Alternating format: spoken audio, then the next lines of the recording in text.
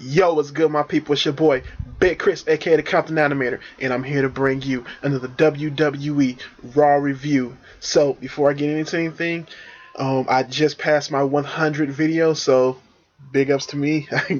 It's weird congratulating your own self, but shit, I did at least about 90 of these and 100 videos all together for all the videos I put up. Most of my videos are either my animation or these wrestling reviews, so I'm just happy I'm at 100 videos on YouTube. That's pretty cool. So, thank you for everybody who's been watching and, just been, even if you've been only watching a minute of this, thank you for at least clicking on this dumbass wrestling reviews. Because, wrestling is pretty crazy and tonight shows how crazy wrestling can get. But let's get into this Raw. So, tonight is WWE Raw, June the 16th, 2014. And the show kicks off with all the wrestlers on the stage.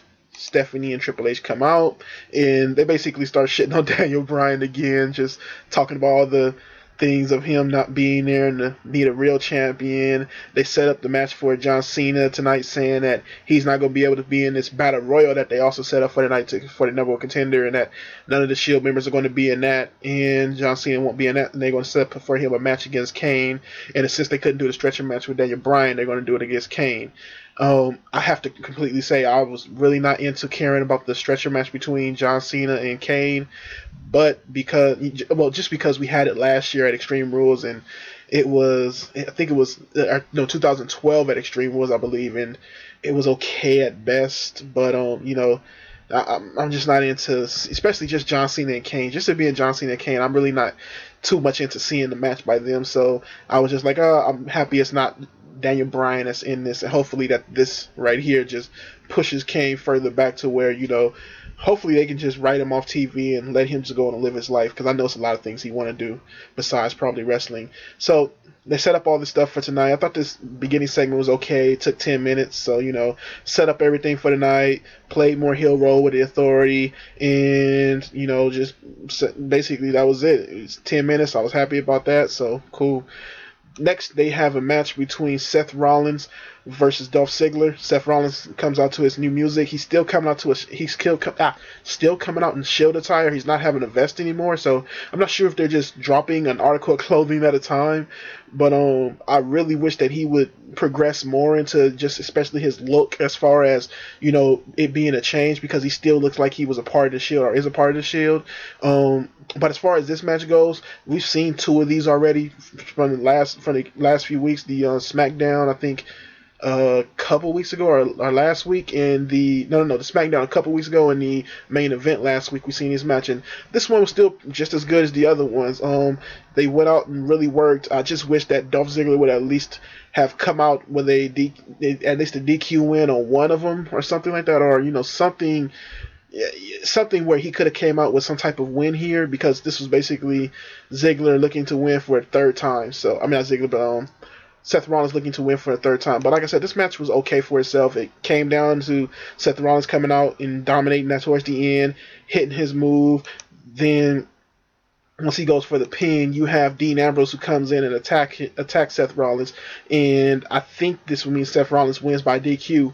So it was an okay match there, pretty solid match, I would say, and I really do like the attack ending with Dean Ambrose, just especially from what happened on SmackDown, just him going crazy again, and also this guy knows how not to keep the attire that he had. He has a lot of character within himself, and that just shines to what he does. Even when he's wearing street clothes, it feels like that's his character. So the attire, him right here and just attacking Seth Rollins was pretty good. Then he cussed his promo again on Seth Rollins, basically saying he's gonna kick his ass. It really, just Dean Ambrose is just however you say that, mannerisms just really good. You get Triple H who comes on the screen and just starts talking shit to Dean Ambrose, then puts him in a match against Bad News Barrett.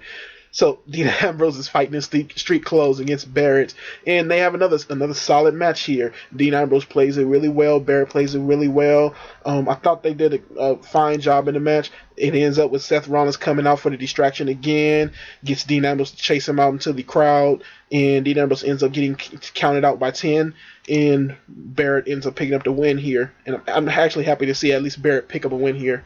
But Dean Ambrose came back in, hit him with dirty deeds, and just came out standing tall.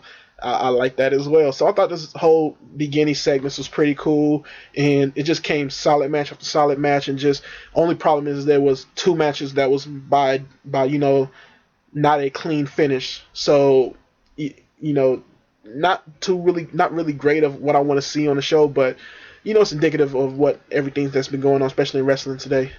So. And the funny thing is that those type of matches aren't even done yet.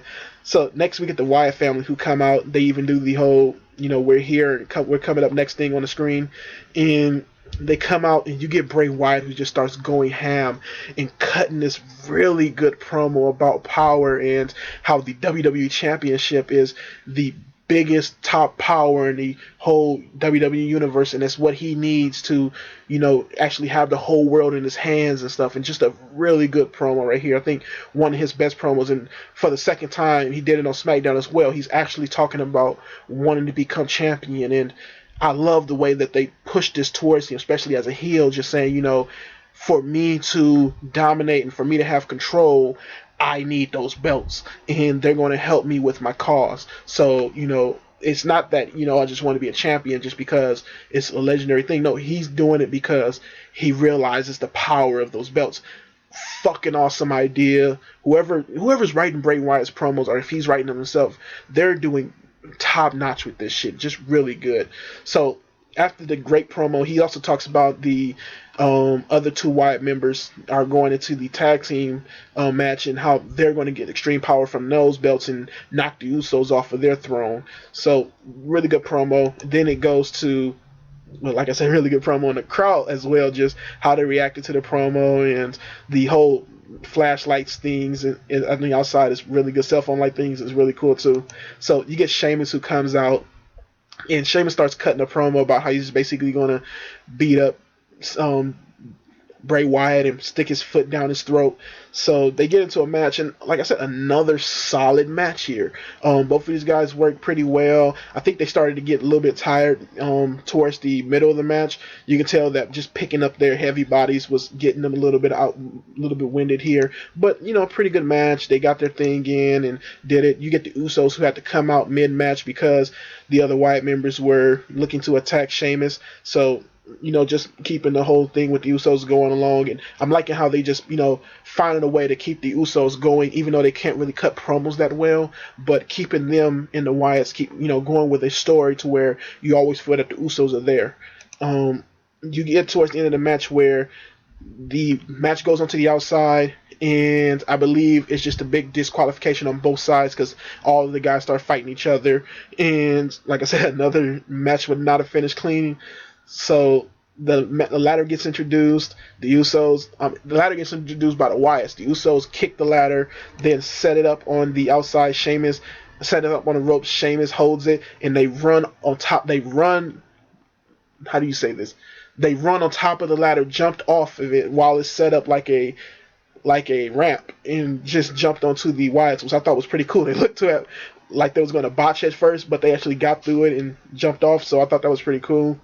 And you end up getting Sheamus, who actually throws the ladder on the outside at them, and I think it hits the top of Eric Rowan's head, which looked fucking gnarly as hell. Gnarly. It looked fucking brutal as hell. But yeah, I thought this was a pretty solid match and a pretty nice way to end it. And Sheamus and the Usos looking, coming out on top, and Wyatt still looks strong here. So, pretty good segment. Next, you get a segment with Paul Heyman, and he's basically talking about the whole thing with Brock Lesnar and, just the Money in the Bank stuff, and just, hyping up his client Brock Lesnar and Cesaro even more, and, saying that the WWE needs, he was basically saying that WWE needs a champion who's going to be here, a champion who can fight and stuff like that, and that person is Cesaro. So basically that, I thought it was another good promo by Paul Heyman. He does no wrong, really. After that, you get Lana and Rusev, who comes out, and they just start talking shit about the man of the WWE universe and the American man is all. and just shitting on them, talking how they're weaklings and stuff, and how they're nothing compared to Russian Man and Rusev and Vladimir Putin. Just another pretty funny promo from Lana, and she's looking hot as always. Then you get the lone 3MB man. Heath Slater gets on the mic and he calls himself I think he said the American Rock Man or the American Rocker or something like that. And he basically tells Rusev to go back to wherever you come from if you don't like living here. And I think he did a really nice job here, especially cutting a promo on his own. And I like that they gave him some time, knowing that, his bandmates aren't going to be there anymore. They gave him some time to cut a promo and to keep himself a little bit relevant. I wonder how long it's going to go on, but at least they gave him some time here. The match itself was okay. Heath Slater got a couple of shots in, but the inevitable happened. Rusev went crazy and hit him with the alkaline. I do like that Rusev is really building himself to be a real good strongman right now. His craziness is looking real crazy. He's yelling, Lana's yelling and stuff, and just he's kind of a Hulk. He's hulking out and not hulking out, but not like Hulk Hogan, but like the Incredible Hulk, where he's yelling and powering up and stuff like that, and just looking really good there. So I do like that, and just another squash match basically.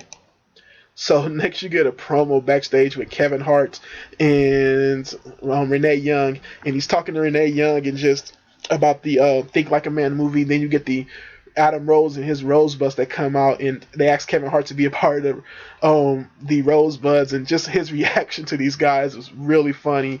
You can tell Kevin Hart played this straight, and not straight to where he wasn't joking it up, but like he played it clean. He was more along the lines ad-libbing. You could tell it wasn't written what he was saying. He was just being himself, which I thought was very good, and just him telling that, oh, I don't want to be a Rosebud. What the hell is that? Like. It was just pretty funny, the whole thing that he was doing there. And I actually thought it was one of the better ways of having a celebrity interact with the wrestlers. I thought that was pretty cool. You can tell Kevin Hart knows how to ad-lib and really go with everything that was going on. So I like that part. He rejects the whole being a Rosebud, and it's kind of like they're trying to bring him to their side. So you get Kevin Hart, who walks out, does his little poses on the ramp, coming out, shakes the hands of the crowd and stuff, gets on commentary, and the guys on commentary are joking up with him, talking about the movie and stuff. And then you get your match between Fandango and Layla versus Summer Rae and Adam Rose. And the whole time, if I can get to that, well, I'm going to go back. The whole time, Kevin Hart is just clowning on these guys, just talking shit about the way. At first he's like, oh, look at Layla and how hot she is. Then he starts talking shit about Fandango and his pants and stuff, and just going in on him and stuff. He even does this one joke when they're talking about Summer Rae, how Summer Rae was dumped on Twitter, and they asked Kevin Hart, would you ever dump any of your girlfriends on Twitter? He said, hell yeah. I have 10 million fans. That would be the best place so she'll know exactly what's going on. So I thought that was pretty funny. Yeah, he was really good on commentary here.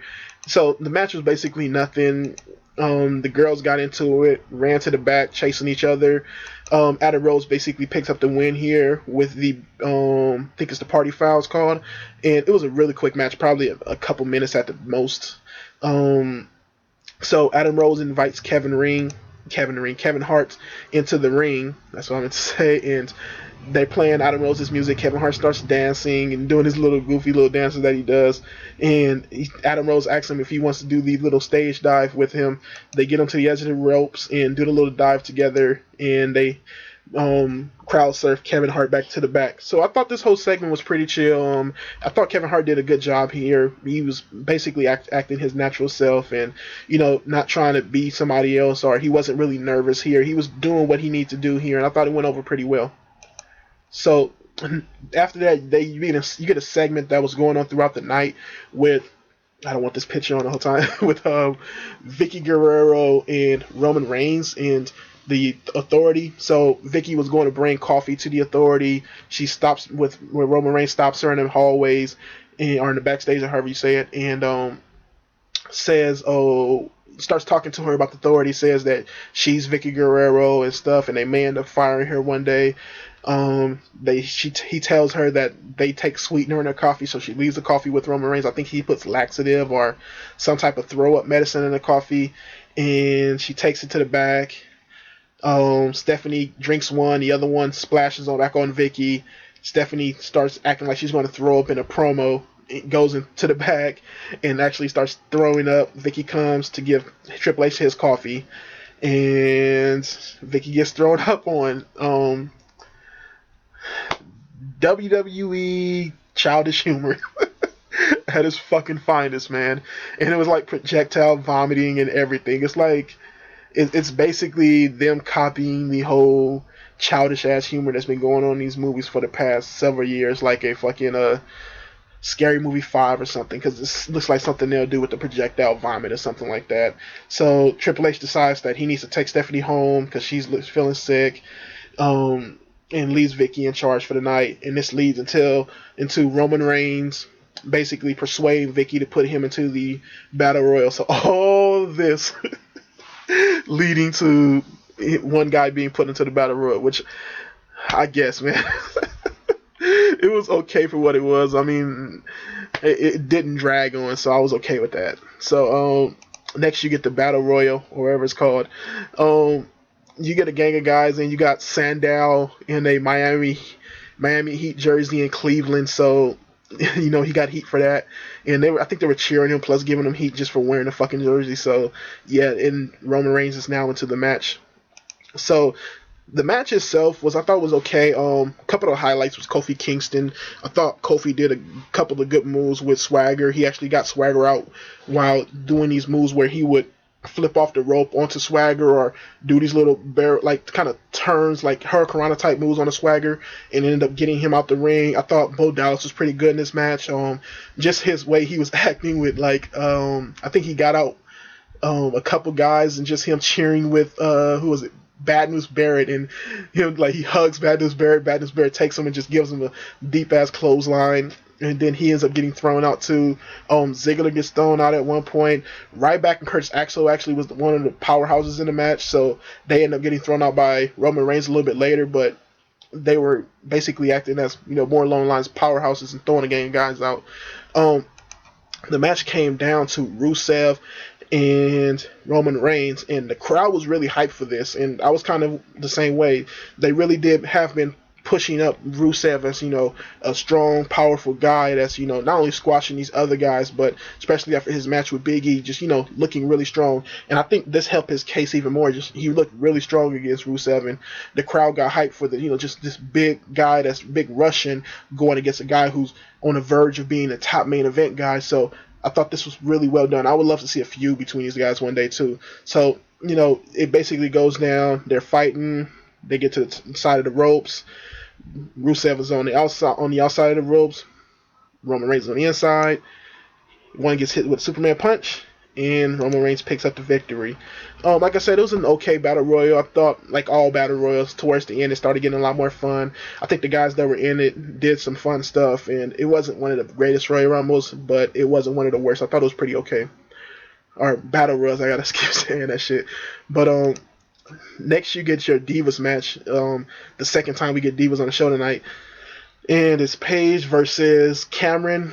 They basically playing this up as Cameron found it disrespectful that Paige didn't say her name on the WWE app of people that she thought was contenders for her belt. As to why, I don't know, they show this on the show, because I'll talk about the match now and get into my main gripe with this. The good part of the match was that it did show more aggression from Paige.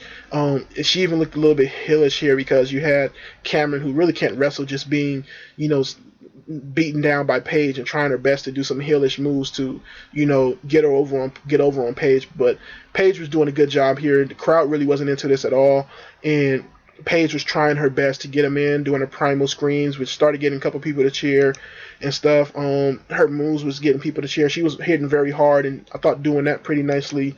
And she ends up hitting to the Paige tap out and making I don't know if I called her Oksana or not, but making Cameron tap.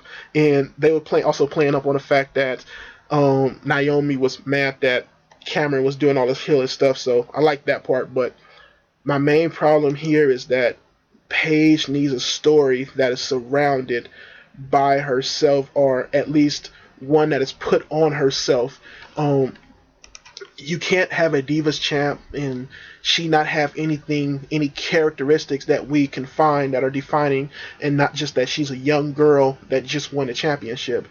When you look at NXT, and I know a lot of people say, oh, don't talk about NXT, it's another show, but when you look at NXT, you see her as the anti-diva, and you see her as this badass type, biker chip type girl, one who doesn't fuck around. Her whole thing is that she's not a part of this whole pretty crowd of divas. She would never do something like Total Divas, and, she's the anti-diva.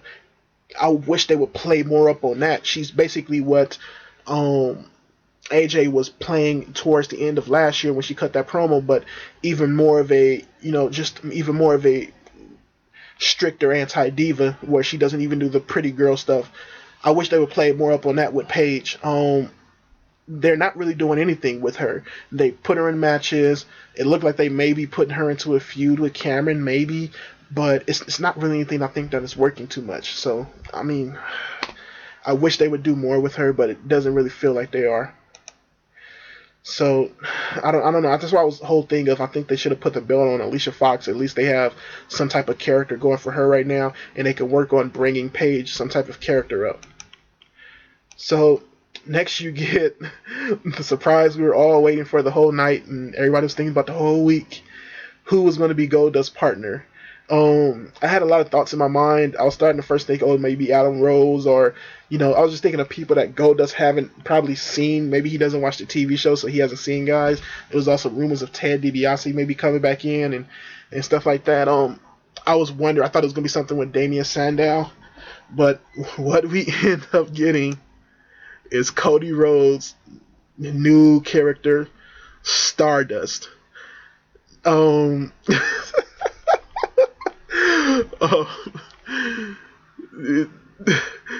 I was just speechless the whole time watching this. I can say I like the intro. I like he was totally into it. He was moving around doing the whole thing. He made it look way different from what Cody Rhodes was doing and stuff. And I thought it was done really well as far as just the effort that he was putting into it. Yeah. Even he had a different finisher. So I mean, if you look at this and something like Willow on TNA, at least Cody Rhodes is changing up his whole dynamics, his whole style, his finishing moves, his ring moves and stuff. There's still hints of Cody Rhodes here, but at least he's changing up enough stuff to make it a different character here, like how Goldust does. Different from probably Dustin Rhodes, or I haven't seen Dustin Rhodes fight that much as Dustin Rhodes, but at least you see something of change here. This is goofy as hell, silly as hell. I have no idea where they're going with this. I'm just going to wait it out. I got a chuckle from it, and the internet is going crazy about it. So, and there was even like a thing about, I think Hurricane Helmsley posted, like, I know Kevin Hart is never going to forget, or still like confused about all the shit he's seen tonight, and this would even confuse him more. So, yeah, this is wrestling, man. But they have a match right back, and they pick up a win here really quick, and it looks like they're playing a whole thing of once Cody Rhodes gave in to this whole idea, this may be starting his road to winning. Where I would love to this to go is they probably play this for a couple weeks, and this is where Cody Rhodes basically turns on Goldust and says he doesn't want to do this goofy shit no more, or he never wanted to do this goofy shit, but just kind of lead Goldust into thinking this is what was good for him, and that he was the wrong part of the team and shit like that, and just push him more of a heel thing. But who knows? They may just play this forever, and this may work for Cody Rhodes. Ain't no telling. So you go on to, and they pick up the win. You go on to your main event, which was John Cena versus Kane in a stretcher match. Like I said, I'm happy Daniel Bryan is not doing this. I'd rather see John Cena do this. So be happy. You may not want to see them have a stretcher match, but be happy you at least not seeing Daniel Bryan putting in more of this feud with Kane. And okay match. A lot of back and forth between the guys. It was kind of hard for me to keep paying attention to this match because it's everything that we've seen from these guys before. It felt like every move they were hitting on each other, I've seen it a million times. So They did their thing. The interesting part of the match came down when Seth Rollins and Randy Orton came out and started beating up on Cena because he looked like he was going to win the match and just doing the thing for the authority. You get Dean Ambrose who runs out and starts beating down on both Randy Orton and Seth Rollins. Kane ends up getting in and choke slamming Dean Ambrose. I was surprised that Roman Reigns didn't come out for the help too, but it looked like they just wanted to play more the fact that Cena actually had this since Roman Reigns got the big spot at the end of Raw. But Cena did his whole little throwing the stairs thing out. I think that's gonna kind of get stale if he does it every fucking time he has a hardcore match now. So, and he's had like several either hardcore matches or matches where he's been able to use the stairs in this fashion. So he's done this like 3 times now. So he needs to be more sporadic with this and not do it too much. But I thought it was an okay match itself. Cena ends up picking up the win, doing this lame ass AA onto the stretcher and pushing Kane over the line. I was thinking that he meant to do it a little bit harder, meant for the stretcher to actually collapse, but you're not going to get that with these new stretchers that are able to hold a lot of fucking weight. So it looked very lame, and Cena picked up the win. And we have our Money in the Bank title match. Bray Wyatt, Sheamus, Del Rio, Cena, Cesaro, Randy, and Roman Reigns. I think it's an okay lineup. Your top heels and baby faces basically, except Daniel Bryan. I like that they got Roman Reigns because now you have him to go against Randy Orton. Cena and Bray Wyatt still can do their thing, and even adding, Cesaro and Sheamus, who've been feuding, and you just got Del Rio to take some bumps and probably be the first person to get really fucked up in this match. So you don't really have your guy that's going to take the major bumps here like a Dolph Ziggler or Kofi Kingston would do, but you got what you got. As far as this show goes, I thought it was a pretty okay show. I would give it a B minus, and it had a lot of ups to the show as far as things with Roman Reigns and stuff, the things with the Shield. I like seeing Dean Ambrose fighting street clothes. I don't know how, but I like the Stardust part. I like Kevin Hart on here. I thought he was one of the better celebrity guests. What else? It was a couple other parts. Some of the other parts were just okay. Some of the matches were pretty okay and solid, but it wasn't really anything that blew me away. And some of the things were a little bit above average that pushed it to a B minus, but it was almost at a C. Almost. If it wasn't for the things with Roman Reigns and stuff, or for some of the solid matches, this would have been probably a C minus because it was some things on the show that were really weird and really, really the weird parts of wrestling. So, yeah. Thank you for watching my 101 video. Hit me on the links down below. I'm on Instagram at Compton_animator. I'm on Facebook at Christopher Wallace. And thank you for watching. Keep watching wrestling. Peace.